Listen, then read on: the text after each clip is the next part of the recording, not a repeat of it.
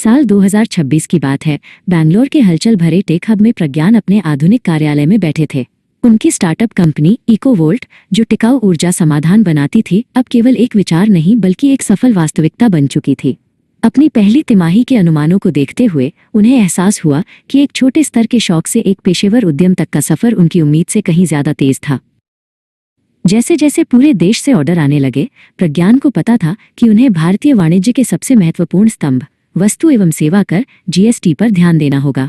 2026 में डिजिटल अर्थव्यवस्था पहले से कहीं अधिक एकीकृत थी और अनुपालन अब कोई बाधा नहीं बल्कि पेशेवर विश्वसनीयता का प्रतीक था।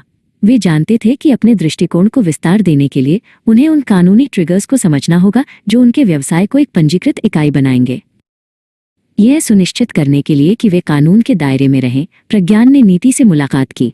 नीति एक अनुभवी कर सलाहकार थी जो 2020 के दशक के मध्य के बदलते नियमों में अपनी विशेषज्ञता के लिए जानी जाती थी। वे एक शांत, आधुनिक लाउंज में बैठे।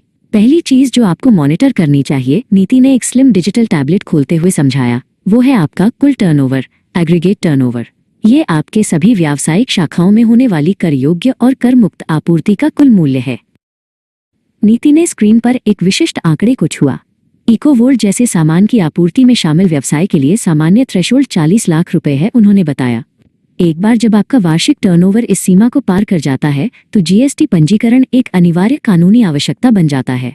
ये सरकार का ये स्वीकार करने का तरीका है कि आपका व्यवसाय एक महत्वपूर्ण और टिकाऊ स्तर पर पहुंच गया है। प्रज्ञान खड़े हुए और दीवार पर लगे भारत के मानचित्र की ओर चले। लेकिन ये सीमा सबके लिए एक जैसी नहीं है ना? उन्होंने पूछा। नीति ने समझाया कि सेवा प्रदाताओं, सर्विस प्रोवाइडर्स के लिए ये सीमा 20 लाख रुपए है। इसके अलावा उत्तर पूर्वी राज्यों जैसे विशेष श्रेणी वाले राज्यों में क्षेत्रीय आर्थिक पैमानों को देखते हुए यह सीमा 10 लाख रुपए जितनी कम हो सकती है। थ्रेशोल्ड तो कहानी का सिर्फ एक हिस्सा है। नीति ने अपनी बात जारी रखी और खिड़की के पास उनके साथ खड़ी हो गई। ऐसी स्थितियां भी हैं जहां टर्नओवर का कोई महत्व नहीं होता। उन्होंने समझाया कि यदि प्रज्ञान अपने उत्पादों को दूसरे राज्य के ग्राहक को बेचने का निर्णय लेते हैं, यानी अंतर्राज्यीय आपूर्ति, इंटरस्टेट सप्लाई, तो उन्हें पहली सेल से ही अनिवार्य पंजीकरण की आवश्यकता होगी, चाहे उनकी आय 1 रुपए हो या 1 करोड़। बातचीत अब डिजिटल बाजार की विशाल संभावनाओं की ओर मुड़ गई। नीति ने प्रज्ञान को याद दिलाया कि यदि वे ई कॉमर्स प्लेटफॉर्म के माध्यम से बेचने का विकल्प चुनते हैं तो इलेक्ट्रॉनिक कॉमर्स ऑपरेटर के नियम तुरंत लागू होंगे। 2026 के परिदृश्य में डिजिटल प्लेटफॉर्म की पारदर्शिता का मतलब था कि इन दिग्गजों का उपयोग करने वाले किसी भी विक्रेता को निर्बाध कर संग्रह और उपभोक्ता विश्वास सुनिश्चित करने के लिए जीएसटी के तहत पंजीकृत होना अनिवार्य था।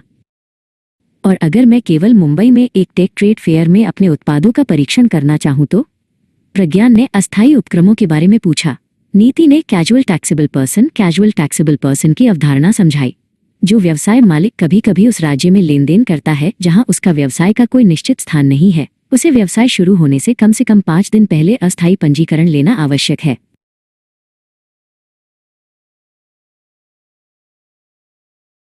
नीति के मार्गदर्शन से सशक्त होकर प्रज्ञान आवेदन शुरू करने के लिए अपने डेस्क पर लौट आए।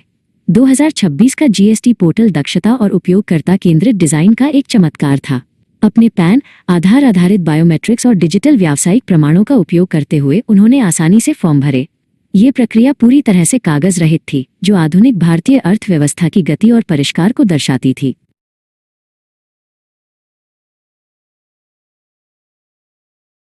कुछ ही दिनों में प्रज्ञान को एक सुरक्षित सूचना के माध्यम से अपना जीएसटी पहचान संख्या GSTIN प्राप्त हुआ।